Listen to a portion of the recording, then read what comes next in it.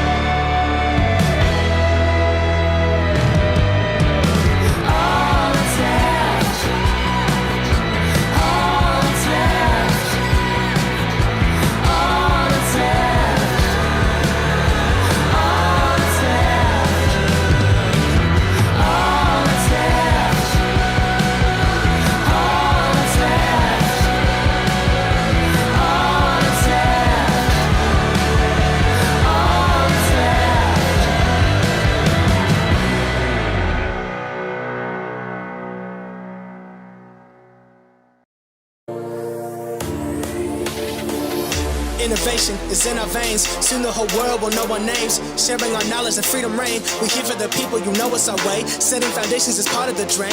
It doesn't matter if you're new to the game. Listen up now, cause we all gon' say, elevate, elevate, elevate, higher, elevate, elevate, elevate, higher. We gon' rise up, we all gon' shine. Work through adversity, stay on the grind. Elevate, elevate, this is our time. Elevate, elevate.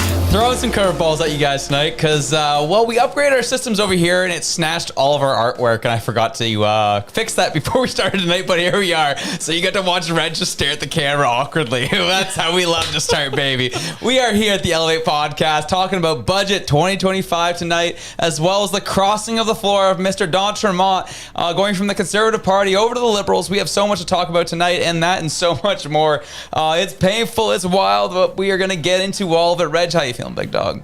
Oh, I'm feeling good. I'm feeling good to know who I am and not switching teams. I can see in the chat, everybody's like, oh my God, like, no, it's speculation. Nah, he did it. He did it, and we'll get into it later. But yeah, feeling spicy. So it's going to be a good episode. Yeah, we're all feeling pretty fired up. I know the constituents of Mr. Don Tremont are pretty annoyed right now. I've already been getting texts from people in that riding, and there's like, this stinks. This is total BS. What is going on?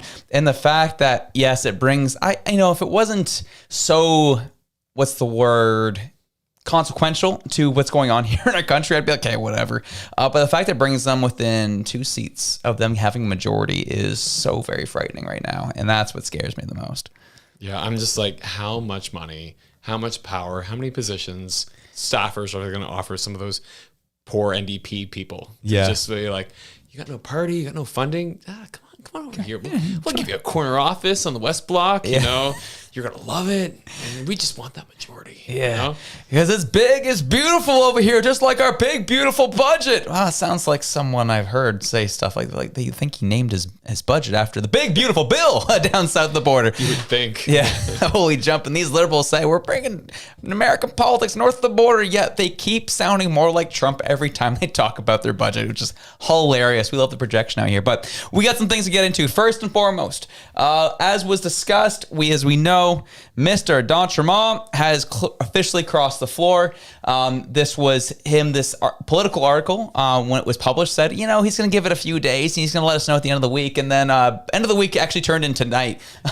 So he actually gave out a formal address saying, today the Liberal Party issued the following statement from Chris D'Entremont, Member of Parliament for Acadie and Annapolis. Earlier this afternoon, upon the presentation of the 2025 budget, oh man, he saw the light when he saw the budget. It's a big, beautiful budget, Mr. Trump's budget. I informed the leader of the opposition House leader, and the Speaker of the House of Commons that I had resigned from the Conservative caucus. After serious consideration and thoughtful conversations with constituents and my family. Wow, I wonder how long that took. BS. Okay. There was not constituents in your family. It was the liberal check writer and, who's going to give you a position. I do not buy that. Like I said, same as Sean Fraser. Oh, yeah. Don't buy that for a minute. I'm stepping down from I need to be with my family. Oh, liberals are winning again? I'm in. Yeah. Carney called me and I had to answer. Him and Sean Fraser met up at some Tim Hortons, where it's like, hey, let's work a deal out. But anyways, he says, after serious consideration and thoughtful conversations with my constituents and my family, I've came to a clear conclusion. There is a better path forward for our country and a better path forward to Acadie and Annapolis. Prime Minister Mark Carney is offering that path with a new budget and hits the priorities I've heard most of my writing: to build strong community infrastructure and grow a stronger economy. Did they also say they want to run more deficits? That's going to lead them more poor? I don't know. We'll find out here soon. He says, that is why I'm joining the government caucus. After 5 years of serving in opposition, the people of Acadie and Annapolis and all Canadians know that the moment we face today needs all of us to lead, not with complaint, but with confidence and a strong future.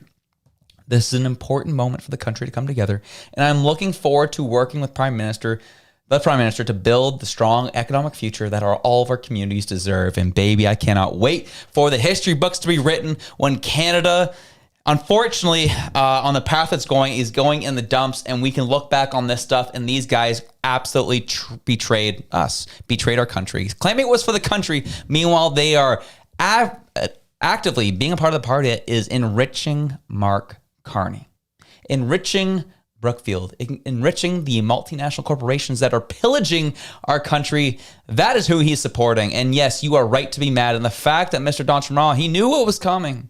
He knew what was coming, that he locked down his X account tonight. Didn't want any comments coming because, people are angry because, it isn't about politics anymore.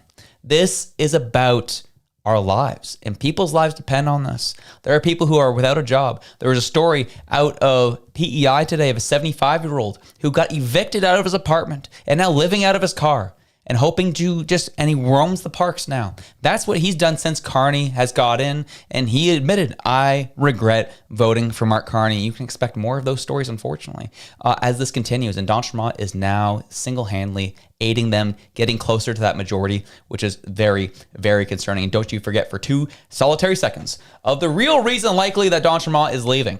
We have it down here.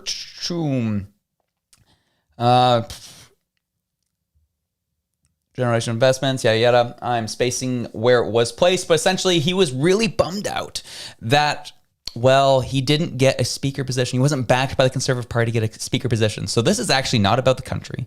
This is not about his constituents or his family. This is seriously just about whatever the Liberal Party offered him, and as well as trying to stick it to the Conservatives. Because again, this has only really happened a handful of times in our country's history. And when it happens, it makes some big waves. And he knew what he was doing when he did it. He wanted to stick a knife in the back of the Conservative Party of Canada. That's what he wanted to do, and he made sure to do that. And now that is where we are currently at, and it is currently very wild to watch. And we move forward to things like this. We had the budget that was announced today. You had the likes of Mr. Philippe Francois Champagne sitting down with Vashti. He had two interesting moments. I mean, he had multiple interesting moments in this interview, but two that I'm going to call out and just listen to this fool talk and try and defend the case, and Vashti putting the heat on him. After going through the budget is, the pitch is we have to spend this much. I know you're going to say invest, but you're spending money, you're spending taxpayer money in order to garner a significant growth in the return on investment. And my question to you is like, how do you know that that return will come? And I put to you with great respect, you were the ministry who oversaw decisions to put a ton of taxpayer money into the EV sector that is now blowing up in all our faces. Understand at home, we have some headwinds. The world has changed. We live in a very different world, and the way forward for us, and I know you would want to use the word spending, but folks at home understand. When you go to the grocery store, you spend. When you buy a house, you invest. For government, it's about the same, you know. As you speak, it reminds me so clearly of a message you delivered as a different kind of minister under a different prime minister, but from the same party. When over and over the refrain from your government at the time was confident Canadians invest in themselves. And the promise was also for economic growth. Instead, what happened on a per capita basis is that GDP declined by 2.5% below pre-pandemic levels over the last 5 years. Liberals were not able to deliver on the promise that you're making tonight. Why is this time any different? But in fairness, Vashi, in fairness, the world has changed. I mean, people understand at home. The scope, speed, and scale of the change, I wish you would be at the G7 with me. When we sit together, we say what we're seeing today is unprecedented, probably since 1945. So you can compare a period before the world changed, when our largest trading partner decided to change the rules of the game, not only for Canada, but for the world. But like, you can compare these two periods. It's like if you... But really, because you're saying the exact same things. We need to invest in ourselves in order to get a return on the investment, and you're guaranteeing that will come when it never did before. Well, Yeah. Just getting wrecked. I know. I love that, because she's just like, so you're saying the same thing that you said before that didn't work. And he's like, it's a different time. The world has changed. What are you saying, you stupid lady? And she's like, you're saying that the world has changed, so you're not changing your tactic either. So it didn't work before in the old world when you knew it and it was stable. So you're going to put it into this unstable world and hope that you get a different result. Love it. Vashti restores my hope in any kind of mainstream media at all, because I love watching her. And you can tell again, she's doing her best to keep staying non-biased, doing her best to keep it down the middle, which I definitely appreciate. But specifically this past week, I can tell that her frustration with the Liberal Party is rising. Specifically after her interview with Tim Hodgson, where he's like, let me give you a history lesson. And she was like, well, thank you for the history lesson, but you're right. Yeah. The question still remains and you haven't answered it. I was like, oi. And like, you can tell, like, she's just getting so frazzled with them. Like, can you answer a question, please? Yeah. So. I would have really loved, and I know this would be kind of like petty, but because they're the party of feminism and all this stuff, be like, thanks for your mansplaining, but here's the question. Can you answer it, please? Like, that would have been so much fun. Would have been great. I say that as a big hypocrite, because I'd be like, that's such a lame duck way to interview somebody. But because this party is so, like, that's how they operate, it'd be so much fun to throw it back at them. Well, here's a second clip of him saying something even more frustrating, and they're again just grilling him. This is 30 seconds, Liz. Increased by 30%, for example, over the last 5 years. I'm old enough to remember not too long ago when you were the Minister of Industry, you said, we're going to get those prices down. That didn't materialize. Why isn't there more in this budget to address the immediate affordability needs of Canadians? well, that's the first thing we did, was to reduce taxes for 22 million Canadians. But they're still hurting. Well, and that's why we need more affordability measure. But one of the Why main... aren't they in the budget? Well, there's one, which it calls about building Canada homes, because if you can build more affordable housing in the country, you're making that more affordable for Canadians. So there are a number of things in the budget to make life more affordable for Canadians. Increased by... Stop, he's dead already. This is how that interview went for me, my perspective. I was like, man, enough is enough. He's getting beaten down. He can't answer him. But I love that Vash is holding his feet to the fire on this. We're calling it out. And it's nice that it's not coming from the Conservative Party of Canada, that the media is trying to do their jobs and trying to hold both sides accountable for what they've been saying. And specifically Vashi Capellas. And Only Vashi yes, Capellas. really the only person in mainstream media who's doing that. At least she has a core role in this at this point in time. But this was a masterclass in just displaying and exposing how stupid the reasoning around this is, what they are alleging is happening, even though it's not. We saw what happened in the House of Commons, where it was just a nice hour and 10 speech talking about the amazing budget. And then the Bloc Québécois was just like, all right, that's cool, but yeah, this is what we thought about that. I thank the Minister of Finance for his speech. It was as long as a speech by Fidel Castro would have been. And respect to them for that too. Shout out Fidel Castro. Apparently, the Liberal Party loves him. So And here we are. I thought it was funny too because like Philippe Chauvin, he didn't even touch it. Which smartly, you don't touch that kind of thing. But I was just like, you probably saw him just like, Just compare me to Fidel. yeah. I love him, but I hate him. So I share these things in all that time to ask Mr. D'Entremont, this is who you're tagging your bandwagon to. This is the budget you were claiming is going to change Canadians' lives. They can't even answer proper questions for things they've been spouting off about for how many years now? They're not answering any of those questions, and that's what you're hitching your wagon to. And you expect us to believe that you think that that's the right way to go. Even when you said things like this, post-election, of why people voted for you. A lot of people that voted for me voted for change. They voted for Pierre Poilievre. Youth were voting for him. Young voters were voting for him. People concerned about the fishery were voting for him. A lot of people that voted for me Or we're just going to shrug our shoulders. Oh, what changed? What changed? Did they offer you a speaker's role?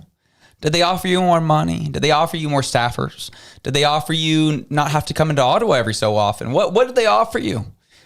Did you just not like being on the side that had to fight upstream against the mainstream media? Did you not like being on the side that had to fight against the upstream of trying to bring affordability back to Canada? Did you not like that? Did you just pick the easy route? Did you just pick what made sense for you, not for your constituents? Seems like a coward's way out, if you ask me. But Reg, I move the floor over to you. I mean, I can't add anything to that. It's exactly that, right? If you're in the Conservative Party right now and you can't even get a CBC interview aired on their YouTube platform, which, by the way, I want to follow up. Did you ever find that on their YouTube? Yeah, they ended up releasing the full one on Sunday night. On Sunday night, okay. Yep. So what we're referencing is basically Poilievre went and sat down with Rosemary Barton to talk about how did you say it so that YouTube doesn't ban it? Child harm. Oh, child harm material. Yeah, child harm material. There we go. I was like, YouTube's wild. They're canceling everything. So he went on to talk about that, and then it was posted online. And I was saying to Josh, I was like, you can't find this anywhere. Man, he has one good interview with Rosemary Barton where he makes a point that she's kind of like, yeah, I guess you're right. And it's like nowhere to be found. And you were like, oh my God, you're right. Yeah. So I can totally see where he's like looking at that going like, I'm not going to get any fame that way. There's no way I'm going to, get my name in lights. But I wonder about his longevity with this party, because as we've seen before, when look at Belinda Stronach when she crossed the floor. I'm trying to think of the other one that's pretty prominent that crossed the floor. Jenica Atwin. She crossed from Green to Liberal. I forgot about that one. Yeah, so there's a number of folks who've crossed from their party into the Liberal Party and then never heard from again. Yep. So it's kind of like, I don't understand where he's thinking that this is a winning strategy for him. Like maybe he's just in it for the short-term gain, get enough years in to get his pension and peace out. Yeah. Pull a jag meat. But yeah, because if he's thinking that he's got any longevity in politics after a move like this, once they have his vote for what they need it for, and they've given him, they've fulfilled their side of the deal, like whether it's a position or a title or a corner office or whatever it is that they've offered him, he's done, because nobody's going to work with a snake. No. He's cooked himself. He's cooked completely. himself. Yeah. Sorry, I'm just gonna make sure I get my network stuff here sorted quickly. Boom, boom, boom. But we are back here, folks. So, he's done, especially in his community. Yeah. Like Nova Scotia's, especially his riding, it's tight knit over there. Like sure, there's half the community's like, oh, thank you for joining Mark Carney's team. And the other half's gonna be like, huh? That's not what I voted for. Yeah. I saw through Mark Carney's promises, and I voted for actual change, not Trudeau disguised 2.0 change.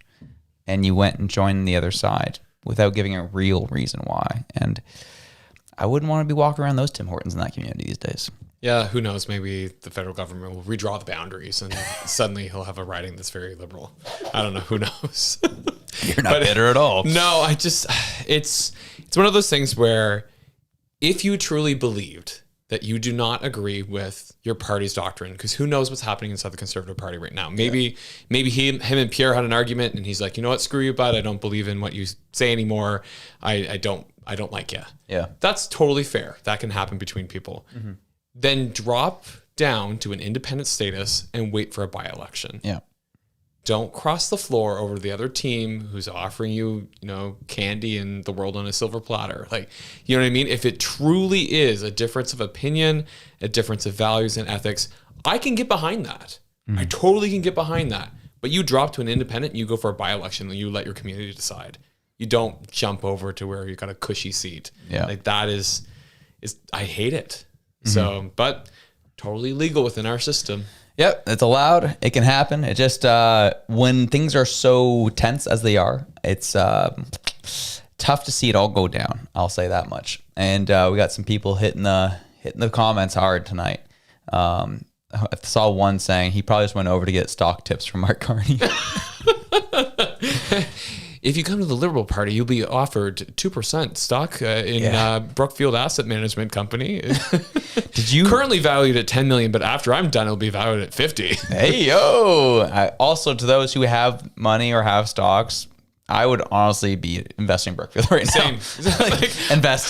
So one of my group chats, they're like, "So, do we all just buy Brookfield now?" And I'm like, "Probably, yes. yeah." That stock is about to go through the roof, baby. Especially after their deal they did on nuclear in the U.S. Like, yeah, buy it all up, baby. Yeah, buy it all up. And it was interesting. Speaking of nuclear, I had a presentation tonight from the Ecology Action Center, and that was a big point of contention because they were talking about energy poverty in Nova Scotia and how over 50% of the population in Nova Scotia has a hard time paying their power bills. And so their solution was we need a $40 million blank check, basically, to folks who can't afford their power bills. And I was like, why don't I hear what you're saying? Why don't we take a step back? Why can those people not afford their power bills? And they're like, oh, because, it's poverty and blah, blah, blah. I was like, I totally hear you. I hear you. It's poverty. I'm like, why are they impoverished? And they were like, because everything's so unaffordable. I was like, right. And they're like, specifically energy. I was like, energy is unaffordable. I was like, right. I was like, do you think that, maybe Nova Scotia should really look into finding more energy sources? They're like, yes, we need to get energy rolling in this province because right now nobody can afford it. It's too expensive. And I was like, okay, excellent. And I was like, so when you hear that Tim Houston who's our Premier of Nova Scotia, has moved into the role of energy minister as well as Premier to try and make us an energy superpower. How does that make? I think that's disgusting. He just wants to bring nuclear here. I was like, okay. I was like, you realize that we have over 50% of our energy generated from coal, right? And they're like, yeah, 67% of our energy is from dirty coal. I was like, right. And I was like, don't you think it would be better if we moved to nuclear then? And they're like, no. It was just like, you could just see this person melting down. And I was Chernobyl. And I was like, there's a lot. And they're like, Europe, blah, blah. And I was like, you mean like France that has multiple nuclear facilities? I was like, we wouldn't want to end up like Spain and Germany, who tried to go completely renewable and then had rolling blackouts. And I was like, how did that affect their countries? And you just saw this poor person just like, who is this guy? Like, what is he doing? The Elevate podcast sent him just to mess with them. And what was funny too is because I felt bad because this person's heart is obviously in the right place. They're going, I see people who are struggling and who can't afford to heat their homes and are choosing between heating their home and eating food. the heat or eat conversation. I get it. Their heart is in the right place. But it's like the way you're going about this is so wrong. Sorry, you keep running. Josh has got to step away and be a dad. But one of the things I wanted to bring up too, I'm going to bring forward just a second. I'm going to load it up for you.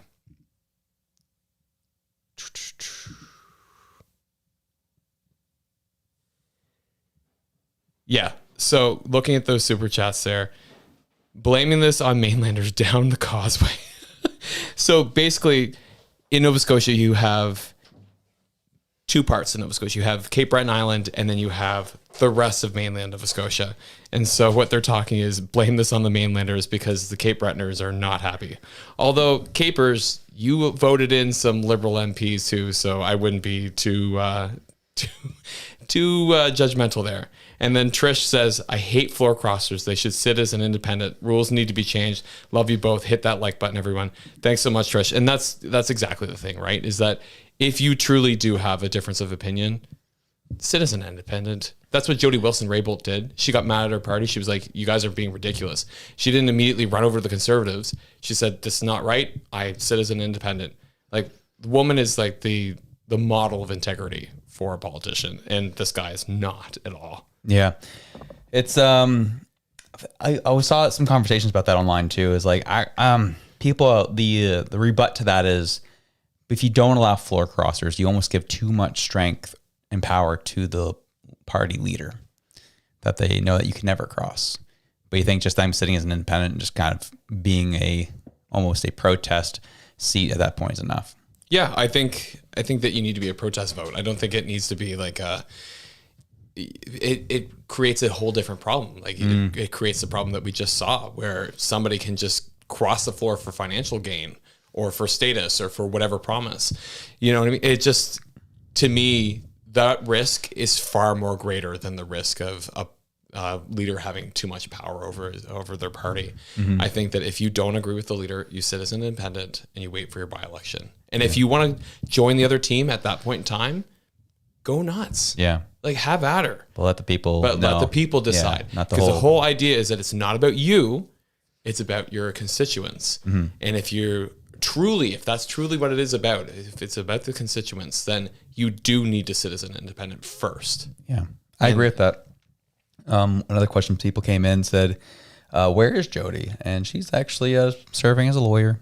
Boom, back to what she was doing before she went into politics, doing her thing, and then pipes in every once in a while an X about politics, and that's always fun to read. But we move on to the budget. Canada Strong, Budget 25, the big, beautiful budget. It's awesome. It's beautiful. Oh, man. I should do I should literally take Steve McKinnon in the House of Commons the past couple of days and just throw that into AI and do a Trump voice. It probably will sound just like him. Yeah, but like use Steve McKinnon's own words. That's what I'm saying. Yeah. That's I'm like, you could take his words, put that into a Trump voice, and it would sound like something Trump would say. Yeah. Yeah, 100%. It's wild. What you could do too is you could just actually take what Steve McKinnon said, put it a Trump like image and voice, and then flip it back and show it like you thought that was Trump. Just deep fake it. That was actually Steve. Stevie boy. Holy jumping. So I just will go quickly here. Just want a swift point that I want to make. Oh yeah, knuckle there. Do you want to modify this text? Do you? Get out of my face. Yeah, I want to change this budget so we're not running insane deficits. Where did this sucker go? Why can't I jump to the page? This is so stupid.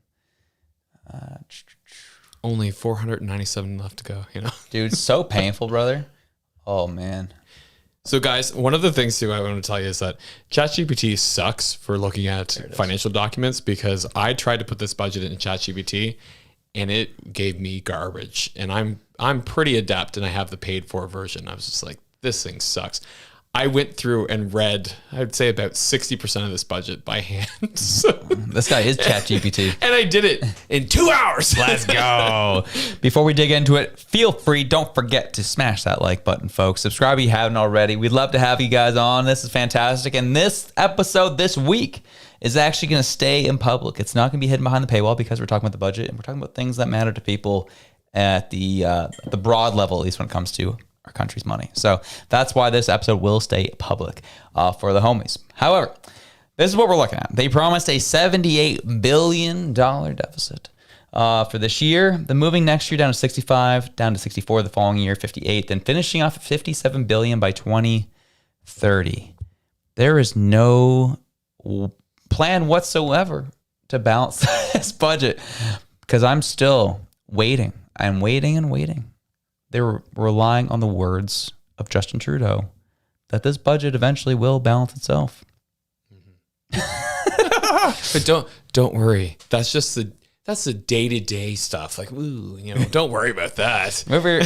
We are investing so that we can. I'm just curious of what the return on investment is going to look like, if that will ever happen. Yeah. I have a feeling it won't. Well, you also have to realize this is relying on $60 billion worth of savings that they're somehow going to find from the public service. Right. So they are basically saying that they're going to create a Doge, but they're not calling it Doge. And they're going to find $60 billion worth of savings in government services that they're going to then use, and that's forecasted into those data points. So if they don't find 60 billion, those budgetary numbers are through the roof, to the moon, some might say. Could you potentially, at least this year's, could it potentially go to 100, you think, if they don't find those savings? If they don't find the savings, 100%. Whoa.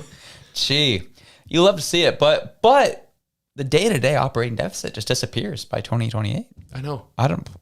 So we just stop paying salaries? Is that what's happening here? Actually, yes. Oh my gosh. I'm not going to lie. They have a whole thing in their budget. We'll get into it in a second, but around AI use. Oh, they have of course written they are. right in there. That's right. And I do know on good authority from a personal contact that they are actively working on AI for the CRA. They're working on AI for unemployment insurance.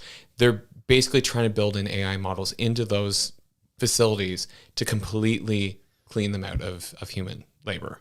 And so this is where I'm like, the NDP are going to support this budget, but holy crap, it's going to come completely back in their faces. And here's the thing about that too, is that's you having a separate source from my source that also said the same thing. Oh, no way. Yeah. They're seeing it too. And there's they're looking to clean us all out, dude. Yeah. Well, it's funny because the person I know is an AI specialist.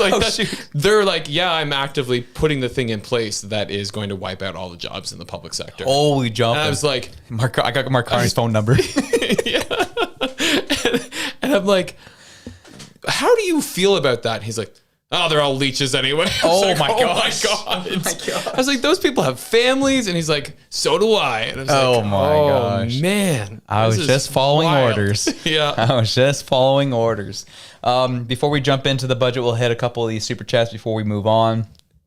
All right. Just me, Nicole, saying, I'm surprised the budget book doesn't have a windmill or an EV on the cover. True. That's a good point. Slow Chemical says Canadians are struggling to eat and heat their homes, but more money for the CBC and looking into Eurovision. At least we have our priorities in order. Oh, yes. And Cha-ching. we'll dive into that in a second. Yeah. And then Carol Elizabeth 9293 says, I hope we separate it. It'll be weird going home to Nova Scotia, going to another country, but then I could finally afford to, going on 14 years since I've been home. So ex-Nova Scotian living in Alberta, I'm assuming. Oh, yeah. I see that makes saying sense. that if Alberta separates, they'll finally be able to afford to travel in this country, which, Gee, that's tough. wild. And Tammy, they just jumped in real fast. Yep. How is buying a house an investment anymore with the banks taking the houses over when people, when people sell, they lose money. Oh, yeah. When people are selling, they're losing money. Yeah. It really depends on where you're at. Houses are still an investment in Canada, right? So, well, I'll flip that on its head too, and it's a little. This is what I kept going through my mind when I heard Francois Philippe Champagne make that example or allude to that example. There's a lot of investors out there that would make the argument that you purchasing your home is actually not an investment. Yeah, it's that's actually a liability. Yeah, and if you're purchasing to then rent it out to somebody, that's an investment. So yeah, him using that as an example also shows me that that's the worst example ever. I also thought it was like crazy that he didn't say like, you buying a TV, that's spending. He's like, you go into the grocery store and buying food, that's a spending. Yeah. It's right. That's a necessity of life. No, it's just a choice you got to make. Yeah. Do you want to eat? Nah. You can move on in life without eating, right? Yeah. So, Josh Udall, fake economist. I don't even know what that means, but we'll go forward on this one. LOL, my friends.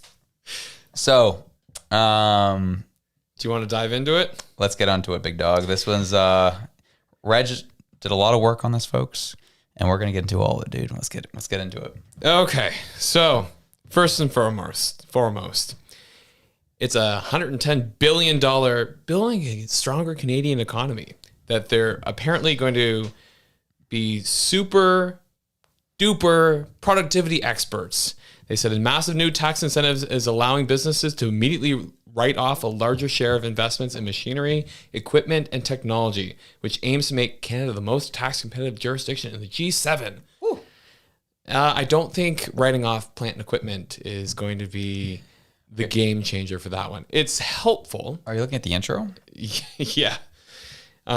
Basically, the invest more part of this. Okay. So the budget basically says $280 billion in general investments over 5 years. Also, like, you know, the Building Communities Strong Fund with $51 billion over 10 years, $5 billion for the Health Infrastructure Fund, shifting resilience to resilience. So that's $12 billion in measures, which is for the response to U.S. tariffs. So basically them saying that they're going to give companies access to $12 billion of taxpayer dollar. Like, just great. Right. We love corporate welfare. It's the best. It works so well, doesn't it? Yeah. Empowering Canadians. They've got a whole section on that. You know, $25 billion there. That's where they're going to throw money into the Build Canada Homes. Apparently some tax cuts, which they've already announced. Yep. Apparently saving Canadians $840 a year. Gee, electric. Wow. Electric. The Protecting Canada's Sovereignty, which is another $30 billion. So that's all the work that they're doing to try and meet our NATO commitments and then also meet the 5% target by 2035. And so I'm just trying to think of like what is actually useful in this. Scroll. So what I'm looking at basically, it's just kind of what Vashi said. She's like, you know, this whole idea of spending more and hopefully this is going to restart our economy. It's really ambitious and high risk at the same time, because if it does not work out, a generational investment, all right, we will literally have sacrificed multiple generations, not just the next one, but the one after that, the one after that. And again, this was already a plan they proposed in 2015, and that already sacrificed a generation in that process as well. And this is just they're just repackaging that now. Yeah, and it all hinges, like I said before, on this idea. Don't say hinge, but move on. Why is that with? That's Carney's. That's Carney. Well, it hinges on the fact that they need to find that $60 billion in savings. Yeah. I don't care how many AI agents you put in there. Like $60 billion, is that really how much the CRA costs? I find that hard to believe. Yeah. Yeah. So, it's all going to come from the CRA. Yeah. Yeah. Dude, what if it did? That'd say something too. That would be insane, because if there's that many people pulling from the CRA as jobs, so $60 billion worth of jobs, that's a lot of people that are now without work. You know what I mean? So it's still a hit to the economy. Oh yeah. So I just don't see how they're looking at this as like, not saying that I'm like for government waste and not saying I love the CRA, but what I'm saying is that when they're looking at this going, we're going to save $60 billion. It's not like it's in office furniture. Yeah. It's people's livelihoods that they're canceling. And so then what are those people supposed to do? Go on EI? Yeah. Collect their UBI when that gets announced? Like, I don't know what you do with that. And then looking at just the fact that real GDP is going to be 1.8% lower than what they projected. So the fall economic statement in 2024, when that came out, it's 1.8% lower than that. And so if they we're off that much, almost 2%. What does this mean for the upcoming year? They're apparently dealing with uncertainty and unprecedented times, which have been the precedent for the past 5 years. Yeah. So I'm sick of hearing that, because it's like the only thing we can be certain of is uncertainty. So don't give me that line. But yeah, so if they miss the mark by that much, I don't understand how they think that this is somehow going to work for them. But yeah, the chapter 3 in this. Okay. Do you want page? I didn't write down the pages. That was stupid of me. That's okay. But if you go to chapter 3, it's 3.3, protecting Canadian culture, values, and identity. That is the core of the omnibus part of this. There you go. Yeah. Of this whole bill. So basically, I think most people are familiar with what an omnibus bill is. But basically, when you have a bill that's supposed to be designed for one purpose, so the budget is supposed to be designed for budgetary financial matters, and you throw a whole bunch of stuff in there that's budget adjacent. It's like, well, we're going to spend money on it, so therefore we can throw it in the budget. That's where this is all living, in this 3.3, like I said, the omnibus core of this budget. So things like protecting our national broadcaster, the CBC Radio Canada, investing in Canadian creators and cultural economy, protecting artists, funding for women and gender equality, empowering seniors, renewing the Canada Strong Pass, supporting the Royal Canadian Geographical Society, and improving access to healthcare in the Arctic and the North. Like, it's just, you've got policies on their own that would be individual legislative policies that they're just stuffing and cramming into this budget to then hopefully just kind of like ram through and get passed altogether, which probably will. I mean, when I saw this stuff come through, I was like, that was 100% for the NDP. Yes. I was like, okay, we need to get them on board. Just throw that stuff in there. They'll be happy. Yeah. And I'll go into basically the last thing I want to look at too is basically the annexes of this. So in Annex 3, that's the big piece here, because that's all the comprehensive expenditure review. So this is planned reductions by organization. So this is the big explosive part of the budget, because it lists which departments and which agencies are going to see their budgets cut and by how much, but it's not provided. Yeah. They don't include it. Yeah. I saw that. That was crazy.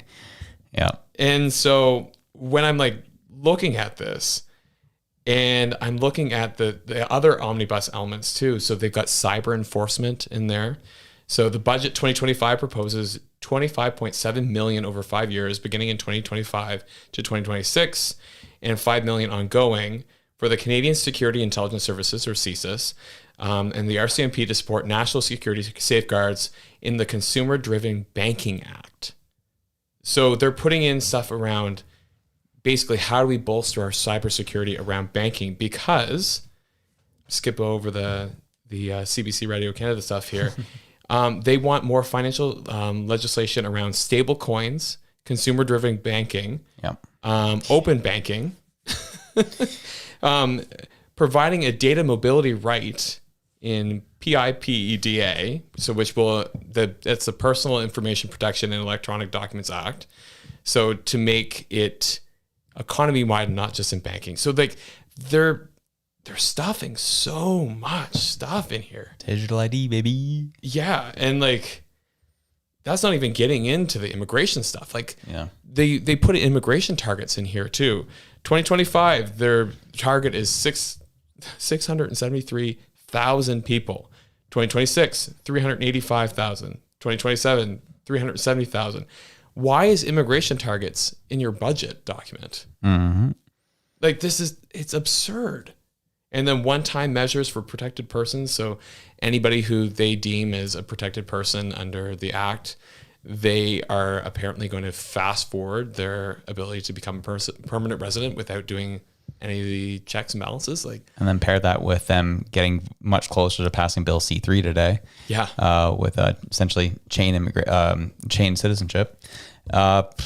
It's on steroids, man. And I guess the last thing I'll bring to you, because this has been basically a brain dump of this budget for you all, and I understand if you're totally like, holy crap, Reg. carbon credits in the industrial systems. Oh, baby. So improving carbon credit markets. The budget aims that carbon markets are not functioning as well as they should be, meaning they don't exist. That's the thing. The goal is to make credit prices more predictable and sufficient to drive investment without causing carbon leakage or moving businesses elsewhere. Oh, they're doing that. So they're also going to create carbon contracts for a difference, or CCFDS. That's a fun one. So using the Canada Growth Fund, they'll continue to issue these. So a CCFD guarantees a future carbon price for a project. If the market price is lower, the government tops it off. If it's higher, the company pays back the difference. This is a key tool to de-risk multi-billion-dollar clean tech and carbon capture investments. Lovely. So if their carbon market that they're inventing does not produce the return that they have agreed to with the company, they will open up the taxpayer purse and pay that company more money after they probably subsidize them to build their whatever green tech, whatever. Stellantis anybody? Stellantis anybody? Seriously. So like, it's just, they've toned down a lot of the climate change, climate action stuff in this budget. And then they just throw this little piece in there. They're like, we're creating an entire carbon economy. And if it doesn't turn out the way we like, we'll just pay those companies money because, you know, and do they account for that in their budget? Who do you think those companies are going to be, Reg? I don't know, but they might have a connection to Brookfield. Oh, shocker. Yeah, I got to make sure that they can get into this. Risk-free, folks. Risk-free. Yeah. We're the trial dumping ground at this point. So, yeah, dude, wild. Yeah, so they've basically said, this is their quotes, carrot over stick, emphasis on incentives. The strategy relies on tax credits, like the carbon capture, utilization, and storage credit, clean hydrogen credits, and de-risking tools like the carbon contracts for a difference, and less on punitive regulations like the oil and gas cap. Wow. Lovely. You're doing a good job of hiding this stuff, eh? Yeah. You knew this stuff was going to happen, right? I know. Like, it's just like, it's tough to actually, like, it's so Mark Carney flavored, though. Of like, yeah, we're actually getting rid of all of this stuff, but we're going to slide this thing in here that we're not going to tell you about or highlight. And it was when I first opened up the budget and I saw that it was close to 500 pages long. I was like, yeah, I could expect that was going to happen. Like, this was just, it was all about put the needle in the haystack, folks, and try to find something. Yeah. But not to say that budget documents aren't absurdly long, usually. Yeah. Like, usually you've got a good 300 pages of reading. Yep. But this one was exhausting. It was longer than I've seen others. Yeah. It was more so what I'm getting at. So I was like, fascinating. Good to know. So that was like, there's a lot to get into and a lot to talk about. We were trying to get into as much as we can, at least the stuff that hasn't been touched on in terms of the mainstream or anything like that. But yeah, there's some, that's what Reg does. He likes to get into the nitty gritty, and we found some of that. So that was 500 pages in 5 minutes for you folks. Yeah. Yeehaw. Oh, and if it was as painful for you guys as it was for me, I'm sorry. I think, the thing that really frustrated me the most was actually in the House of Commons today when the Conservative member made a comment about it being a costly budget as per usual. And Philippe Francois Champagne responded with, well, they may not have read this. I know it was a little long. I know there's some other pages, and just like completely spoke down to the member across. I was like, I know it's a long read, but think about it. I was like, there's other things we're offering in this budget. And I'm just like, oh my gosh. You think you're so smart. The longer you talk, the louder you talk, the bigger you make the novel, all of a sudden you're smarter. So... Well, I even said to the group chat, I was like, that was the longest speech for the most amount of nothing that I've ever heard. He really he got his boule boots, and he's like, bro, that's my moment. Mark Carney, you sit right there. I got this. Yeah, let's talk about that for a second, though, as a political strategy. Him coming out and, like, love him or hate him, mostly hate him. but when he came out and he's just like, got these boots. Made in Canada. The RCMP wears them. I was like, ooh, that was a direct dig at Pierre. And I was like, I hate it, but I respect it. I was like, if it was my guy doing that to your guy, like I I would be cheering for it. So I was like, well played. Like that was, I mean, like how much of that was strategic? It had to be thought out by not him, by someone. Vibes 333 says Sean Payne was trying to Aura farm. That's so good. Well, here's the thing. I brought this up yesterday. The whole footwear tradition, I think, is so weird. Oh, it is like weird. Started in the 60s, and it's like, why?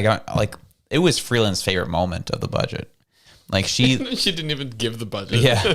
Did she keep the shoes though? No, there's 2 years ago, like her last budget she presented, like there's a whole photo. They brought in like 50 pairs of shoes into this room, and she was picking which one she was gonna. I was just like, how? Like we were terribly off back then too, and how just terrible of an optics does that look? Oh, I have all these shoes to pick from. What am I gonna wear to present this budget? I'm like, oh my gosh, it's insane.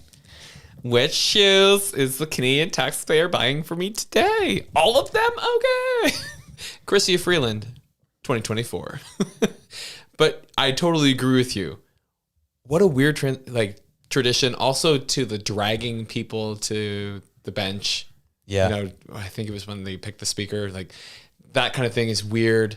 Like, I don't know. Like I get it that there's almost like a frat house kind of atmosphere around it all, where it's like, oh, we always cane the newbies. Like, yeah. You know what I mean? Like, it's a weird place, Ottawa, but like, come on, guys. It's weird. Like, Yeah. this is the picture I was telling you about. Like, Yeah. just littered with shoes. And it's like, okay, like, what are we doing here, man? People are at food banks right now, man. Like, what are we doing? So, anyways, I just thought that was just dumb. So, Ottawa's a bubble though, right? It is. I mean, they don't experience that. And it's funny because like even in my conversation tonight about energy poverty, like one of the things that somebody brought up, they were like, well, we just need to educate people on like smart thermostats and like how to conserve. I was like, let me share you a story. I was like, that's some smart thermostats. you know, young Reg, living with a bunch of people in my university years, we had to keep the thermostat on 10 degrees Celsius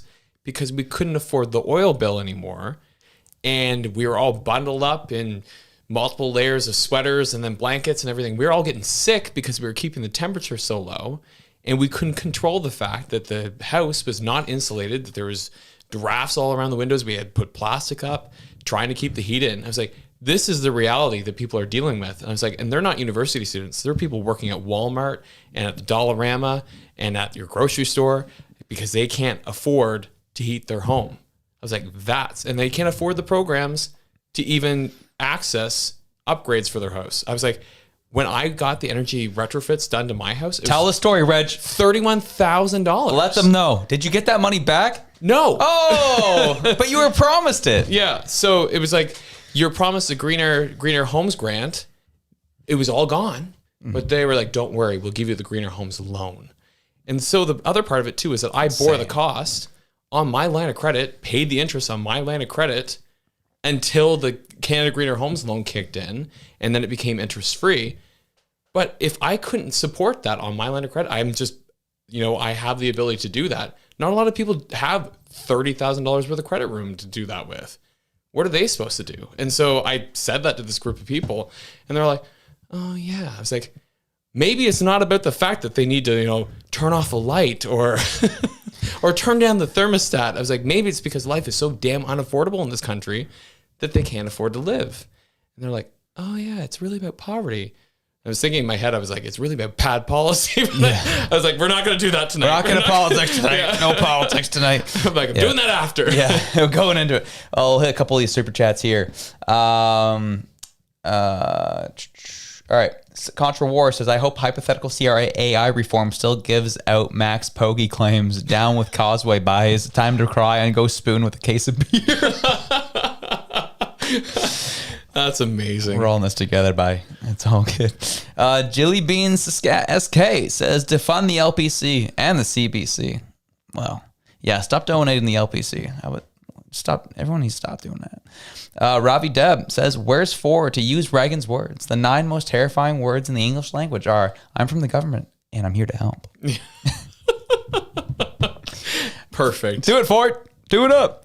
Yeah, that's where people are just, I think the most frustrating part for me was just, I know they're essentially bots or just really caught up in their ideology, but man, seeing all like the left-wing shill social media posts, I was like, made me want to barf today. I was like, I just don't get it, man. You're either being paid by the party, you're a bot, or you are just so enclosed from any type of consequences of this government's decisions that you just think everything's great. I think that from the people that I've spoken to, and like I said, good people who believe in this and people I love, they don't believe in monetary policy. It doesn't, yeah, it doesn't exist. It doesn't exist. Yeah. Like they're just like, yeah, if we need more money, we'll just print it. Yeah. Like, you know what I mean? Like they don't see the consequence. They don't see the consequence. They don't even see it coming down the road. They're just like, yeah, whatever. Like, if we need more debt, we'll raise the debt ceiling. It's all good. So they're looking at these kind of things, and like on one hand, there is some truth to that, where it just doesn't feel like it doesn't matter. But at the same time, there is real world consequences that you're seeing firsthand when they're just like, yeah, like everything's unaffordable and government programs are crumbling. And it's like, well, maybe because we're spending more on our interests than we are on healthcare transfers to the provinces. Billions of dollars to maintain the debt load that we are currently borrowing. Yeah. And they're like, oh, well, we'll just print more money. And so it's like this fundamental non-understanding of monetary policy that's happening, where I said, like, good people are looking at this like, oh yes, we definitely need to spend on building homes because everybody needs a home. Yes, everyone needs a home. And then they're like, oh, and we definitely need to spend on, gender-based violence and things like that because we don't want people getting beat up in their home. Yeah, 100% we don't want people getting beat up. But the problem is that where are you getting that money from? And they're like, oh, no, this is government. They'll create it from somewhere. It's there. And it's like, that is the missing piece. And I think that's fundamentally where the education lacks. Yeah. It's just an understanding of like, they just think that money just appears and that it's government money. I'm like, no, it's your money. Yeah. It's your money. And they're like, well, I want somebody to have a home. I'm like, I'm right with you. But at the same time, I don't want to be paying the banks more money than I'm paying the provinces for their healthcare. Yep. And they're like, well, look at like Norway. I was like, exactly, look at Norway. Norway developed their natural resources, took the money from that, put it in a bank account, didn't touch it, let it grow, use the interest, paid for all the social services. Let's do the same. No, we can't touch our natural resources. We need to leave those on the ground. Like Bill Gates said, you don't have to do that anymore, guys. I said that tonight. I literally said that tonight. I was like, did you happen to read the latest report that came out of the Bill and Melinda Gates Foundation? And they're like, what? Speaking their language now. I was like, oh yeah. I was like, Bill Gates actually mentioned the fact that it's actually, inequitable to force people to be worried about climate change when they're actually struggling with poverty and poor health conditions, that we really should be solving those problems first over climate change. And everybody just kind of like, what? So the high priest said, what? So I think what's interesting there is that we really, we need to take that opportunity that's been given to us and really promote that article, put that out there, share it with everybody because it's from the left themselves. So I think that if they can see that, then it'll be helpful because I don't think that they're seeing it. No. Because I need to get a TikTok out about that. Yeah, to see that room of people who are literally there to talk about energy poverty and to talk about health inequities and to be in that space, I'll go, no, I didn't see that article. No, I didn't hear anything. What are you talking about? I'm like, oh, that got buried. Oh, yeah. That got completely buried and we need to dig it up. Yeah, we need to bring that up. I need to make a TikTok about that. I'll put that out. Yeah, I think that's, I did want to kind of hit this last little panel about the budget that I thought was fascinating. Vashi was, again, conducting. And just listen to the thoughts that were on this. It was interesting. Built into what they're saying this budget will do for Canadians, James. Yeah, I mean, look, there's blocks of funding, especially the bulk of new spending on the defense side. That's defense procurement is a challenge. A lot of that's going to go to salaries as well, and also on the tax incentive side for businesses to invest and reinvest back into the Canadian economy. Again, good policies, but they're going to take a long time to have sort of practical, real application and sense of accomplishment for the economy. By the way, the scale of deficits, I think to Tom's point, the scale of deficits. I was on your show just a couple days ago, Bashing, and I quoted the number from the fall economic update. $53 billion per year is what we're paying to service the debt. In the budget that was just tabled today, it's now over $70 billion. Again, to put that number in perspective, if as a revenue stream, you would have to have a 15% GST in this country to draw in the revenue necessary just to pay for the cost of servicing our debt. And that number is only going to grow over time. Another thing I noted, and I think it's worth mentioning as well, Vashi, is a clear pivot away from a lot of the policy legacy of Justin Trudeau in this budget, right?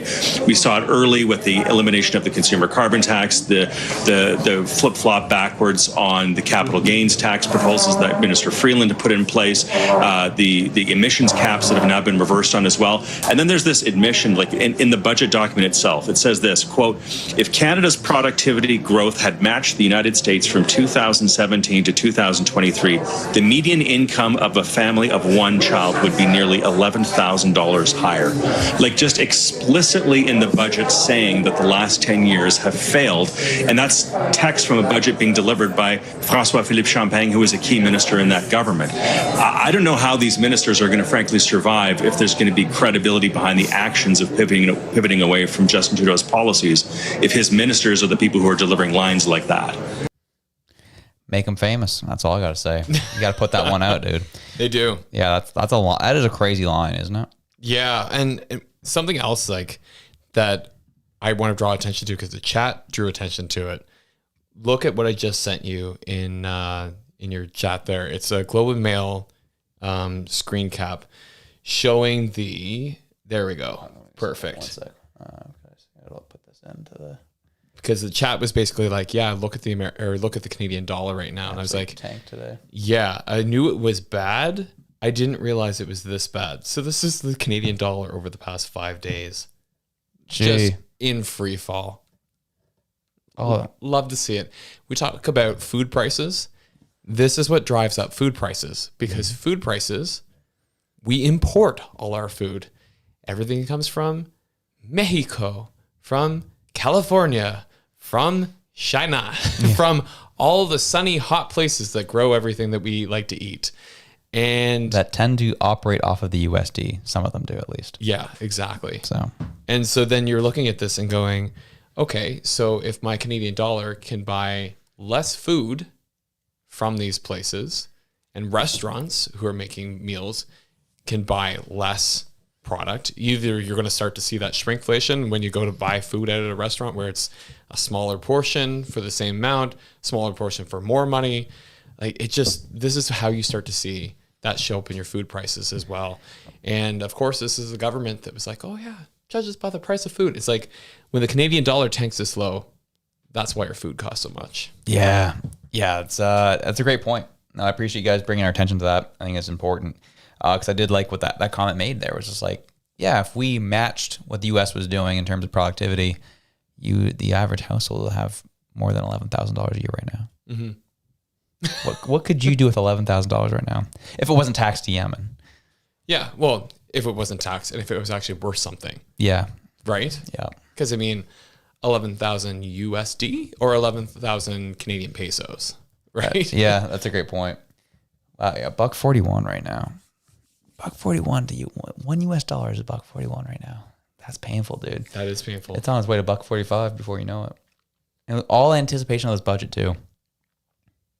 I think that's what's painful, is that the market reacts to news. Yep. Market reacts to what's happening.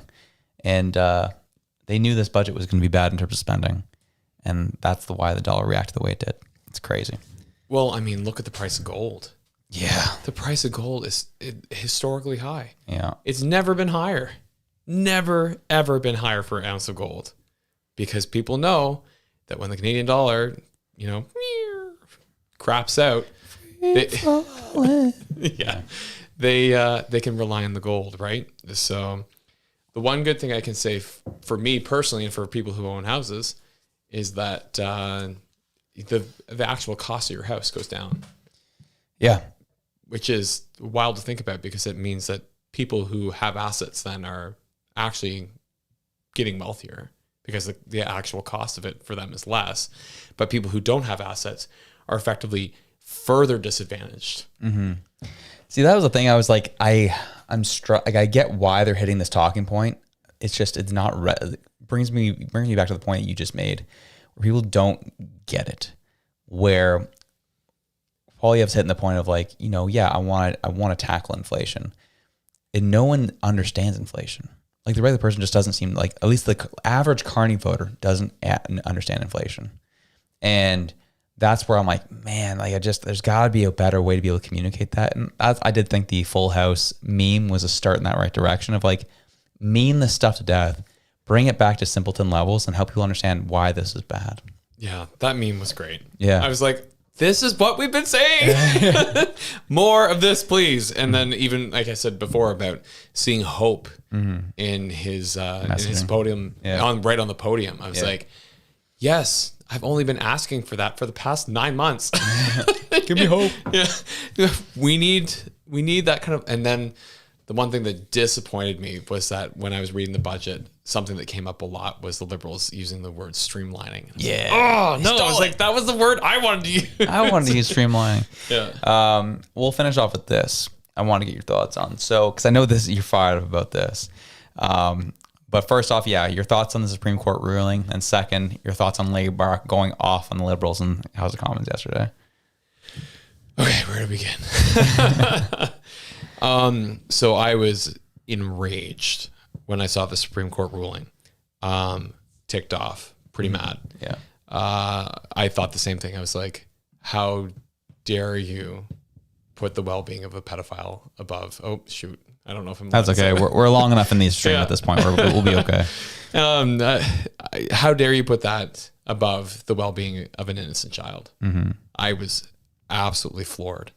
That was the decision. And so I had a conversation with an acquaintance who's a lawyer, and they were like, yeah, well, in these instances where you have an 18 and a 17-year-old, you know, and all this stuff like that. And I was like, well, then if that's truly the issue, then define it as a prepubescent person. Easy. Nobody can, like, maybe they're 18, maybe like, you don't even have that like pondering anymore. Make it there. And she said to me, she was like, well, we don't want to make things so black and white.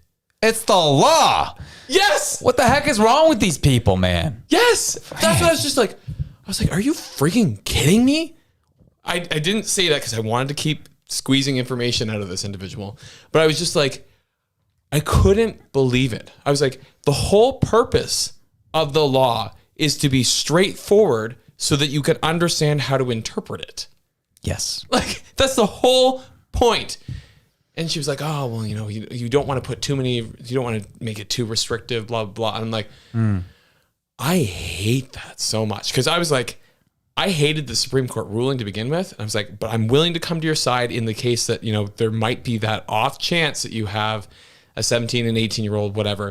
And if that is the true problem with this, then define it so that you have a clear definition of this is children that are being abused, and stop it. And she was like, oh, well, you know, we don't want to be too reductive. And I was just like, hands off. a lot of hands. We love to be hands-on in the areas that we don't need to be hands-on in, but we want to be hands-off in the areas we need to be hands-on in. I was absolutely losing it. Like, I was like, I'm ready to throw my phone at the wall. Like, I couldn't believe that. It was all over text? It was through text, yeah. Oh, that's rough. And so... I don't know why you do that to yourself. That's crazy. Well, anyway, needless to say, so one of the other things that they brought up, though, they're like, honestly, I don't know how much jail time is going to really stop these sickos anyway. And I was like, you know what? Oh my gosh. I actually, part of me, I was like, you know what? I agree. A 1 year minimum, it's not enough. No. I think you're totally right in that. I think that a 1 year minimum is not a deterrent.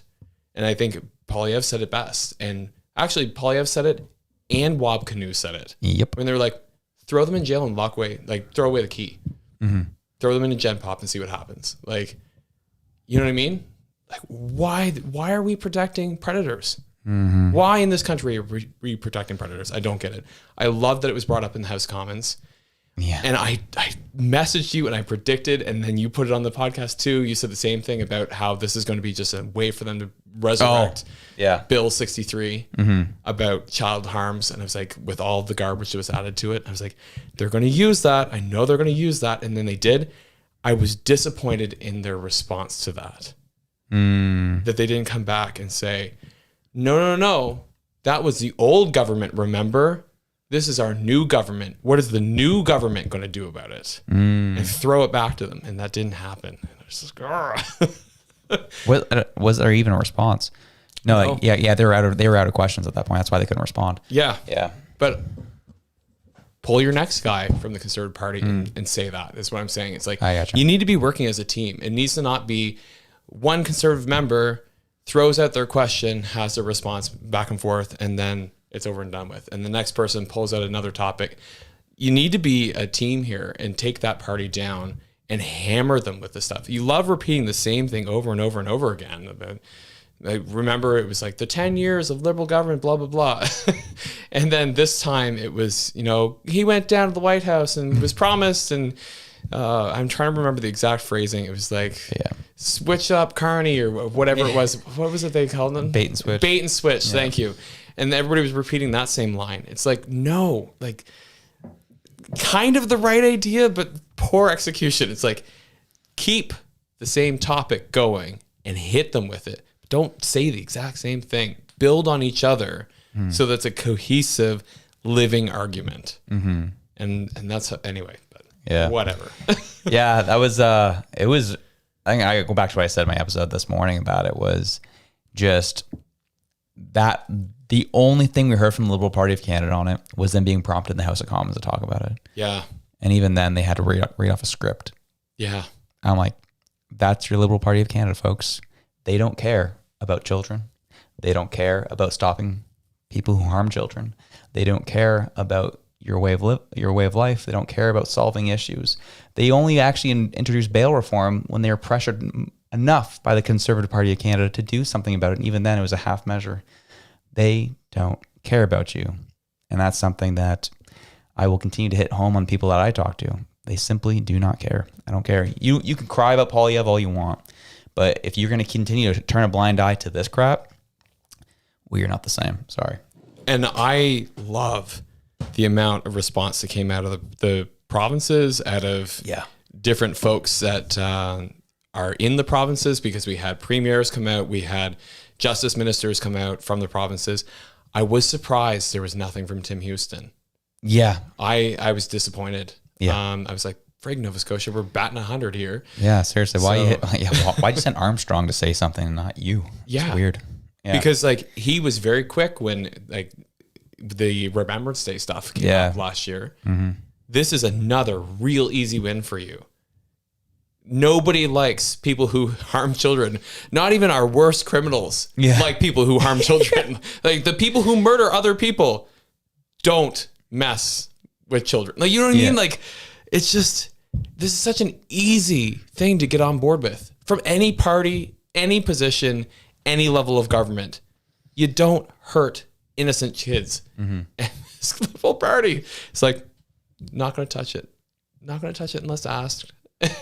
And then, like I said, our premier also, not a word about it. Yeah.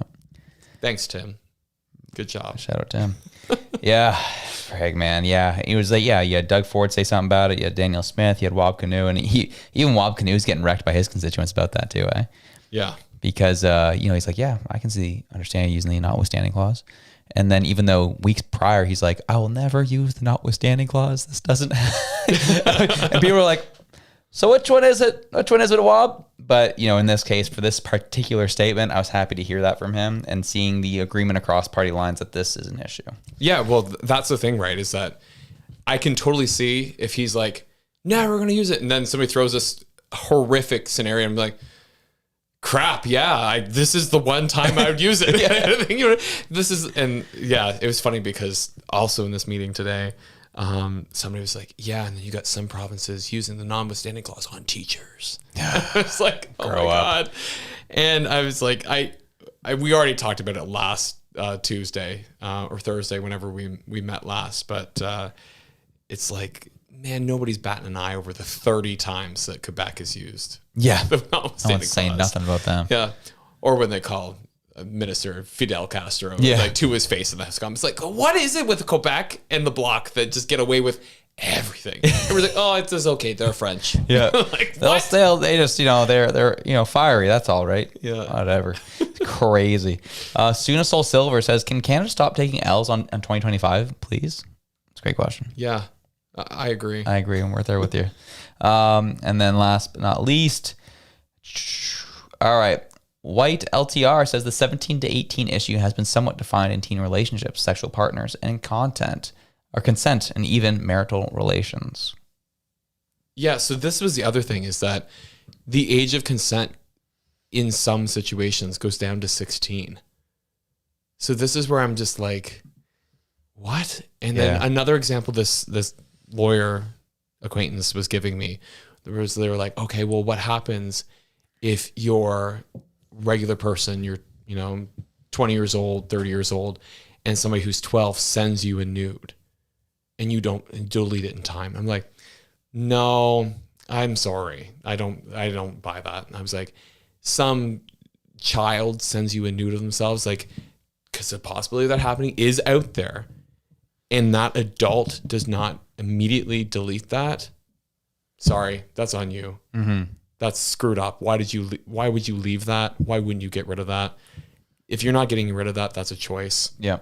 There's the door. So no, GG's, boys. I don't buy that at all. Yeah. Yeah. There's just it just seems like a lot of twisting, pretzeling to try and get around this, that isn't offered to the regular citizen. It is not. But when it comes to our criminals, it was 18 degrees Celsius that day. It wasn't warm enough, but it wasn't too cold. So his mood was off. So he went and did this. That's why you probably shouldn't put him in jail. And maybe we'll give him 6 months. Just like the excuses are insane. That like, this is why Mayor Brad West went off on that tweet a handful of months ago saying like, our weak ass legal system is crazy that we just let these guys get away with everything. No wonder we have issues in this country that are just not being taken care of because they just take advantage of our Charter of Rights and Freedoms. They hide behind it. Our legal system allows them to hide behind it, and then they just get off and do nothing. Yeah. So.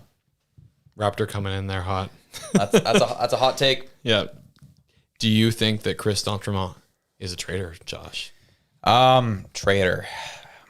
I don't like using very strong language on that one. However, I will say he's. You know what? Yeah, he is. I'll say that. No, there's a lot of levels to it, but in terms of having such a firm stance on Poilievre and the Conservative platform just 6 months ago, and now being like, they're not the way, they're too negative. Carney's budget is the way to go. It's serving Canadians. When everyone who's reading it is like, huh? Even the market reacted to the budget, saying this is not good. And you think this is the way, the truth, and the life. You said, I'll make my decision in 3 days. And then 3 hours later, I'm actually going. Yeah. I'm like, well, okay, which one was it? So there's a lot of BS in this. But I hate using language like traitor or whatever, but I do think it's a betrayal of trust for sure. I would say that he's a traitor to his party, not his country. Okay. Because I think that he betrayed his party. Yeah. But I don't think he's a traitor to the country. I think those people who were colluding with other countries and are still sitting in Parliament, I think those people are traitors. Pow Woo, baby. Senator Pow Woo. But loves United Front. He loves the United Front. What did you think of Pierre Poilievre in the House of Commons when he gets up and addresses after the budget, saying immediately that Conservatives are not going to support the budget? What were your thoughts on that? Because I have mine. I think he was right. Like, I know it optically probably wasn't for the best. Maybe. I'll maybe give you that. But they had time. They went through the budget before they got to the House of Commons, and they didn't meet their demands. they said, hey, if you can get down to 42 billion or in the neighborhood, we'll have a discussion. But if it's not there, you need, and it was twice that. It was twice what they asked. And what Poilievre was asking wasn't crazy. 42 billion, which was like your last promised budget. You said you're going to do 42 billion deficit. He was meeting where you were at, and you still couldn't meet that. So I'm like, yeah, I think he was right to be like, yeah, we can't sign off on this. However, I think I would have, for optics, I would have been like, our party's going to sit on this for a day or two, and then we'll have an answer to you tomorrow or the day 2 of debate in the House of Commons. But I think I would have waited just for the optics. However, I'm continually learning of like nuance and party politics, this, that, the other. However, as an outsider, I think the way we do things is kind of stupid. So, yeah. Yeah, I echo your sentiment about, I think that for the average Canadian, it looked rash. Because I don't think like even talking to folks at work today, they're like, oh, they're going to get the budget for the first time today and then make a decision today. I was like, no. They've got a couple of days to debate it and then they'll make a decision. And then when he came right out and was just like, we're not supporting this, I was like, no. I know you're not going to support it. I know that the couple of days isn't going to change your opinion, but at least give the appearance of like taking a second to think about it. Mm-hmm. And like that was, so I was like, when I saw that, I was like, no, don't do that. Please. I want you idiots to win. Please. Hercules. Yeah, I think that's, I hit all the stuff I wanted to hit on today, dude. Raquel Doncha, though, Melanie Jolie, did you see that? No, I didn't. You know what? What's for fun? I didn't end up covering it in my episode today, but it was fun. So they've been asking the federal party, Liberal Party, about what's been going on with them. Did they make it jobs? Did they make a deal to make sure jobs were secured with Stellantis? Job security clause. And Liberals have not been able to answer that. And so Raquel Doncha was pressing Melanie Jolie in the committee yesterday, and it got a little fiery, I have to admit. So we'll pull that up here. Yeah, quickly. Robert Hines says that he's a traitor to his constituents. Yeah, I could get behind that too, because it's the fact that his constituents, they're like, the argument against that is that, oh, well, they vote for the guy, not the party. It's like, that's BS. We all know that. Yeah, that's complete BS. You vote for the party because of the values. You vote for the leader. You vote. It's a package deal. Yeah, you know what I mean. Very few times are they only voting for the person who's representing the riding. Yeah, very few. Yeah. So here we go. Respond. So on the commercially sensitive redactions, now on the SIF agreement for Nexstar, the jobs guarantee of $2,500 was not redacted. So it stands to reason that it wouldn't be redacted, wouldn't be commercially sensitive under a different SIF agreement. Surely you can tell us if there was a 3,000 person jobs guarantee for Brampton, and that's not commercially sensitive information. So it is concerning to me that you're not committing that there was a jobs guarantee for the Brampton that's facility. Not what I'm saying. So you're saying that there is... I'm saying that all the plants were linked and all the contracts are linked. So you will be able to see it when we will be producing. But if there wasn't a jobs guarantee of 3,000 people at Brampton, which is the whole reason you're here, then how is it that you're tying all of the money to a jobs guarantee that may or may not exist? You should be able to tell us if there is a jobs guarantee for the 3,000 jobs in Brampton. I think you're falling into the trap of trying to find a problem where there's none. Well, the problem is that 3,000 people were laid off, the government and was your government committed millions and billions, in fact, of dollars. Well, MP Dancho, I don't know whether you want this to be a monologue or you want me to appear. Because the question if you I'm want asking this you to is be a very monologue, clear. I don't need to be here. Colleagues, I'm going to pause this again for a moment. Like that was I'm like, wow, that's Liberal Party in a nutshell. I don't need to be here. Yeah. Wow. The smugness. I don't need to be here. Yeah. I'm here because I feel like it, and I can leave at any time because I'm Melanie Jolie. Like, it just, gross. Yeah. That was, it was like, wow, it's like, hey, but like, you didn't negotiate a jobs guarantee is what we're gathering from this. everything was linked together. All the plants were linked together. That's why it wasn't mentioned. Wait, what? Can you explain that further? I don't need to be here right now. Is this a monologue? Like, come on. Yeah. It's like, oh man, when Raquel's one of those MPs, man, she's like a dog to a bone as well. You don't want to be in her crosshairs, and that was a rough one for Melanie right there. Yeah, and see, this is the thing that I don't understand is like the Conservative Party has such bright, intelligent, like not even gotcha like MPs, but people who just like they know their stuff. Yeah. And I'm like, what is going on that they can't win? Yeah. Seriously. North Earth and Thou says, anyone remember China put 4 Canadians to death earlier this year? Say their names. Oh wait, we don't know their names. Oh, whatever happened to the Michaels? I know one got released. I think they're both back. Are they both back? I'm sure they're both back. Yeah. Yeah, B is not wrong. Like, yeah, but we're still going to make them our strategic partner. Look at what China's done to us here. But we're going to make USA the enemy. Okay, got it. Didn't realize USA killed Canadians, but my bad. Whoops. Gee, it's craziness, man. What a time to be alive, dude. That's budget time. I know. It's getting late. But got anything good for me? Oh yeah, Any let's do memes? it. Oh yeah, we got some memes, dude. Dude, I definitely can dig up some good stuff I have. Everything I have is Ryan Long, and I know that's Oh, not going to man. be appropriate. Gee. Oh, actually, speaking of which, just for kicks and giggles, folks, how are these looking? Well, looks like Mom Donnie's on his way to win in New York City as mayor. Yep. Oh, the name is Mom Donnie. Mamdani. Holy jumping. But yeah, they still got about 35% of the votes to go.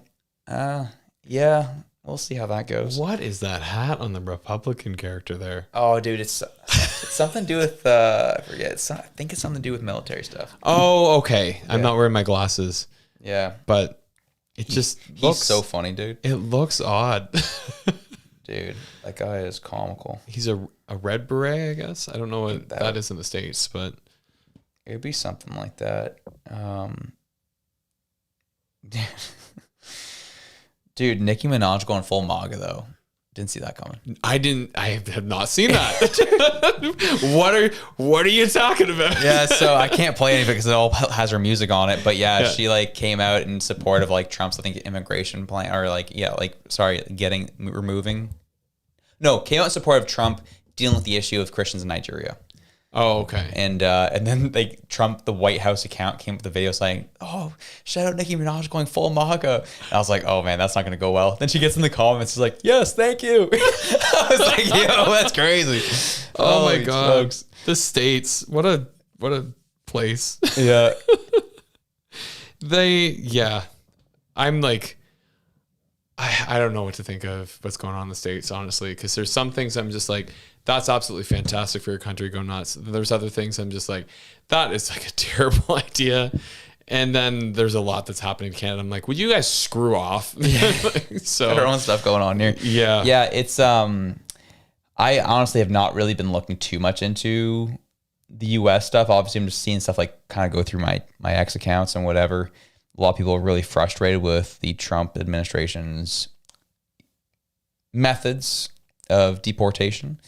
I just don't, a lot of things I'm seeing of a lot of the coverage I'm seeing in terms of protests or what they're doing is coming from the CNNs of the world and Courier, which I've never been able to trust. So I've admittedly haven't dug too much into it, like if they're telling the truth or not, which I think there's probably a layer of hyperbole. So yeah.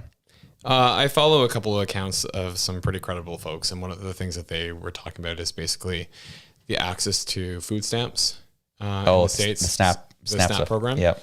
And the changes to that and how that's going to affect people. And like, I definitely see that as kind of a challenge. Dude, man, I have been watching a couple interviews about that, and mainly watching interviews from people who are more libertarian, and there's like, let it fail.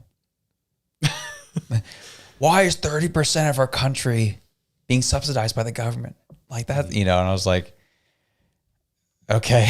Like, I get it. I just like, I know, like, well, I think a lot of it too is like, it would be nice to see the states do an audit. Cause I know it's federally, I actually don't know how the American program works, but I know it's federally regulated by doing the states administer it, something like that. That's what I believe. Yeah. Yeah. And so I think it's incumbent on the states to do an audit of who should be collecting and who shouldn't be. I think that's a big thing. So we've seen a lot of abuses. I've seen numerous TikToks of the entitlement people saying, they're going to take away my money. It's like, well, can you work? Well, yeah, I can work, but I don't want to.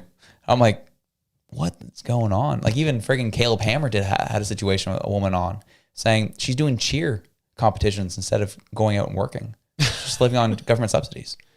I'm like, like, how many of those scenarios are happening? I think an audit does need to happen. I wonder though about the sensationalization of those stories and like how many people are just like actually trapped in cycles of poverty, where you have parents who have kids and they don't parent them very well because they weren't parented very well. Right. And you just kind of have generations. I grew up in a lot of that around me from where I'm from. Yeah.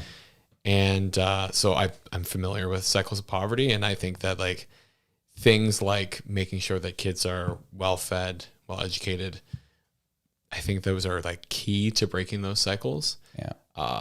But yeah, So you're in favor of the liberal school lunch program, eh? I am in favor of a school lunch program. The liberals. Not that one. Oh, you don't like that one? Okay. But I am in favor of school lunch programs. I do believe that we need to make sure kids are fed. So here's the thing about that. I remember me and Kelsey were having this debate and having this conversation. And she's like, so you don't want to see school lunch programs? And I was like, no. Here's the thing. I think we had school lunch programs in the past, and I think they were, they served a purpose, but we didn't have a chunk of our population relying on it. That's the issue. Is those programs are there to deal with the edge cases, the minority of people who are dealing with insecurity, just due to what's going on, whether it be socioeconomically, whatever. I think those programs are important. But the idea that we are now having a chunk of our population relying on them because our government's impoverishing our people is a huge issue. The other thing too that I think that I want to bring up is that I think that we need to consider like who's administering, how it's administered. Like it needs to be done locally. Yep. It needs to be done by a community. It needs to be done for that purpose. It cannot be administered by the feds. It can't be administered by the federal government. It's insane. I do not agree with that. Yeah. Like I hate that. It's out of their jurisdiction. Like when we talk about like what the federal government is actually responsible for, school food lunch program is not it. Get out of there. That is a community level thing. That is municipal and provincial at most. Like do not touch that. I think I would love to see more of is kind of why the credit exists for religious organizations is so that the government doesn't have to administer these programs. I would like to see the government work more with community-based programs to administer some of these things. What I think is a cool example, it's, anecdotal, but there's a restaurant around here where I live where they went out and they took a month off. They take a month off every fall and they go specifically and serve school lunches for a month. And I'm like, obviously that's not sustainable, but that's a cool idea. How do we pair up community organizations with some of this stuff so that the municipal government also, or the municipal or the provincial government doesn't actually have to be the ones administering it? And how do you partner with business folks? Because that's the other part is that I feel like businesses keep getting left out of the conversation and demonized. And then they're like, why are these capitalist organizations just like only interested in themselves? It's like maybe because that's what you relegated them to. Yeah, exactly. You totally get what you ask for. Yeah. And so I think that if we did more of that work where, businesses were actually partnered with community organizations, with governments, with schools. Totally. Provide training, provide food, interweave them into the society. Stop relegating those folks off to the corner and then wondering why they don't want to join the party. Yeah. So it's true. Yeah. I like it. I think I saw Rob Deb. Was that? Is that what it was? Rav Buffalo saying, let's talk, Josh and Reg. Let's do it. Hit me up. hi@elevatepodcast.ca. Throw me an email. We'll get something sorted there, my man. Who was that? Sorry? Rob Deb. He's been watching our shows for like months at this point. He's an American listener, viewer. So I'm sure he wants to inform us what he's been seeing with the immigration issues in the States or deportations. I see him coming through with the super chats a lot. Yeah. The other thing that I was going to say from the States, especially for his benefit, is that I've been seeing a lot of deregulation of forever chemicals in use in agriculture. Not a fan of that. Love the make America healthy again with like removing the food dyes and trying to get things back to natural ingredients. I think that's great. But not loving the deregulation of petrochemicals on food, because I was listening to a couple different dietitians talk about the fact that like people who can't process gluten and how there's so many of them in this day and age, and that a lot of times it's actually their body is reacting to the 5 different sprays that's on our wheat. And I'm like, because you have someone to blame now. Yeah, I'm like, yeah, screw those guys. I want to eat pizza. Maha. All right, Raptor Guy 86 says, to the tune of Elvis's hound dog, Mark ain't nothing but Trump's lapdog, lying all the time. True.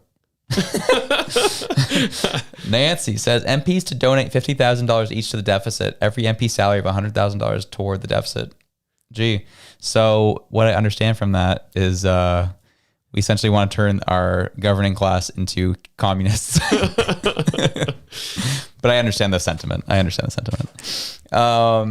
Also, Nancy says, Carney to pay back $75 million for the Reagan ad. That's been a weird scenario, eh? A lot of finger pointing on that one. I was reading that this morning where Ford was like, that ain't my recollection. Yeah. I was like, ooh, is there mommy and daddy fighting? Yeah. Do you guys need to have to go out for another latte to have a discussion, do you? Yeah. Yeah. Holy Johnson. And then EB very quickly being like, we're not running an ad. Yeah. that ended quick. Really? Yeah. Surprise. Yeah, when you have the likes of Elizabeth May coming out publicly saying, yeah, we support Doug Ford, you know you're on the wrong side of history, buddy. Donovan says, if Pierre can't get this party to the finish line, who in your 2 opinions take the lead to get us to the finish line? That is the $1 million question, my friend. I know Reg has his opinion. The problem with Reg's opinion is that guy doesn't want leadership of the party. And that's why I want him. The people who don't want leadership are the ones you want in power. Yes, exactly. It's the person that is not out there trying to seek leadership is the person I want in power. Yeah. That's fair. Because I feel like they're there for the right reasons. Yeah. But. Yeah. So for Reg, he wants to see Michael Barrett take the lead on this one. And I'm not gonna lie, I like Michael a lot. I think he's an absolute dog. Again, we talk about these really sharp people in the Conservative Party. He's one of them, and love his history. We love where he comes from. He's pretty sure he had former Canadian forces, or at least in the reserves. He was. And then went to politics and won a very red riding. And then has had it since, essentially. And he's just really good at he's the ethics guy, and he's a very upright dude, and he stands by that, which I do appreciate about him. Yeah, for me, when I met him in Ottawa, I was just like, oh, the authenticity just shone through. Like I was like, I see who you are. There's no hiding who you are. You're just like very clearly you, and I'm so appreciative of that. And like taking us around and talking about like the different prime ministers that have been in the House of Commons and what it means to him and stuff. I really, really respected that. And I was like, Michael Barrett, you are a sharp individual. And I think that like, you know, if Pierre doesn't make it through the leadership, I'm assuming he will. Yeah. But if he didn't make it through the leadership review, Michael Barrett would be my number 1 pick, even though I know that he does not want leadership. Yeah, it's tough to say. For me, I look at the plethora of people you could pick from, but there's no one I see that has the experience to be able to take that on at the moment. I do, as you said, I do like Michael Barrett. I think he's fantastic. I just don't advocate for him because I know he doesn't want it. However, it comes down to experience. I know it'd be tough, but Jamil Javani, I think, would be an interesting one. He, unfortunately, I think is too religious to have any true impact, unfortunately, in our Canadian culture. But he's got a good head on his shoulders. He comes across as he has the authentic piece down. Exactly. Yeah. And he speaks. He has his feelings on his sleeve. He wears his heart on his sleeve, and that's the thing what I like a lot about him. Unfortunately, I think that might get him in trouble in federal politics. Agreed. So I still won't forget. I still will never forget that Doug Ford meme he released on campaign night or election night, dude. That was so good. But he's great. I love him. I have a lot of respect for him as well. Again, it's the authenticity that comes through. It's like he really cares about people and the issues that he cares about, and especially like him talking to young men. And I watched him when he, was speaking to Jasmine too about the fact when she brought up her late boyfriend passed away because he just felt like there was no place in this world for him. And then he was like, this is exactly why I'm here, is to combat that mindset. And I'm just like, man, like that's like how much more of a cause can you have there to save lives, to make people feel that they are welcome, that they have a place in this world. Like that's incredible. So I totally understand your thoughts around Jamil. Like I said, the problem with him is that I feel like he would get frustrated because he's a real person. Yeah. And then the media would tear him up. Like left-wing media would tear him up. Yeah. So. They definitely would, unfortunately. And but yeah, he would be a firecracker though, man. Oh, he'd be amazing. It'd be awesome. No, I love him to death though. I think he's fantastic. And again, there's just the problem too with the Conservatives right now, because of the direction they've taken. They've gone more, as they would say, a populist route. You have a lot of fresh MPs in the Conservative Party, like a lot of new people who've come in from the private industry who said enough's enough. I got to make change. Because the liberal, like I think that if anything indication of where our country's at, that should be it. The fact the Conservative Party has so many new MPs from all people who are just from private industry, who are just like, I can't stand by and watch this anymore, shows you how much the liberals have screwed up. That should tell you everything you need to know. I think that the business community also needs to stand up a bit more. Yeah. Like we're starting to see like hints of it. Yeah. I think that the business community right now is kind of looking like, oh, if we say something that's controversial, maybe we won't get that government money, that government contract, or they've got the checkbook out. We don't want to miss out. I think that the business community needs to stand up and say something. Well, I love that the CEO of Shopify has been so vocal. Like I think if anyone in Canada, he has to be taking the lead because Shopify is $1 billion company, and one of the only really huge success stories coming out of Canada that hasn't failed. BlackBerry would have been one of those. But yeah, it's just like I like that he has been vocal. I love that and I think he needs to continue leading the way. I agree. Other parts of the business community need to keep speaking out. Yeah, exactly. So, but yeah, man, that's holy jumping. Here we go. I missed a couple. Cool. A white LTR says, what do you think about Noam Saib of Germany asking for political asylum in the U.S. because of criticizing radical left and Antifa threats? Admittedly, actually, I hadn't followed that story, but if what you're saying is true, I think that's important. I think that's important. We're seeing it here in Canada, more and more with Antifa and the radical left, threatening people for their beliefs. I can understand and I agree. I think he should be granted it if that's exactly what's happening. Again, I don't know the story, but if I'm going based off of what your words are, I'm on board with it. Wikipedia has, she's a German political activist aligned with the far right. She is best known as a climate change denier and for her opposition to climate activist Greta Thunberg. Oh, so she's far right because she's against climate activism. Yeah. So okay, well, at least I'm surprised they didn't throw the whole white supremacist thing at her. Dubbed the anti-Greta by Europeans. Gee, I gotta look into that. I gotta check that girl out. Gee, that's wild. You know what she needs to do is whenever somebody calls her an anti-Greta, just go, "How dare you!" The meme writes itself, man. I know. Donovan's it's got a good one for you, dude. She's only 25. Wow. Daniel Smith for PM one day. Yes. Yeah. Of course, that's Reg. He loves Daniel Smith. I love Daniel Smith, and yeah. So yeah.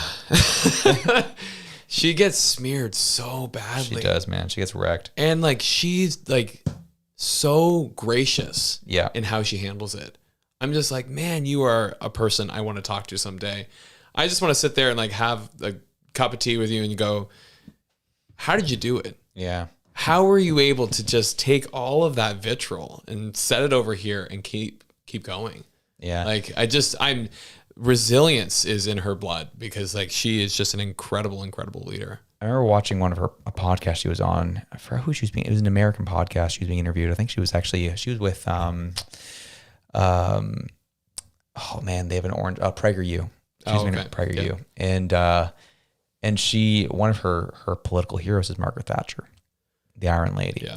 And I'm like, that makes a lot of sense. It does make a lot of sense. I'm like, yeah, that's totally who you are. Like, she's just like, this is the thing. I was out of conversation with someone about this. And when this was in the midst of the Doug Ford Reagan ad and him melting down and, losing it on Trump. And Edie's like, we're going to launch our own media ads. And Bob Canute's like, yeah, you go, boys. and this is what I was talking about, because you hear the likes of Nick Fuentes saying women can't be political leaders. And you don't know if he's saying that for real or if he's being a troll. I don't know. But however, he has thrown that out there. And I look at Canadian politics and I'm like, the only person who's shown any stability of leadership through all this stuff with Trump has been Danielle Smith. Yeah. And the fact that, I don't know, you can say what you want about her politics. I don't really care. But the fact that Claudia Sheinbaum also hasn't been childish towards the U.S. either, or Mexico. Two women right there who seem to be leading the way in terms of how to deal with this in an emotionally intellectual way.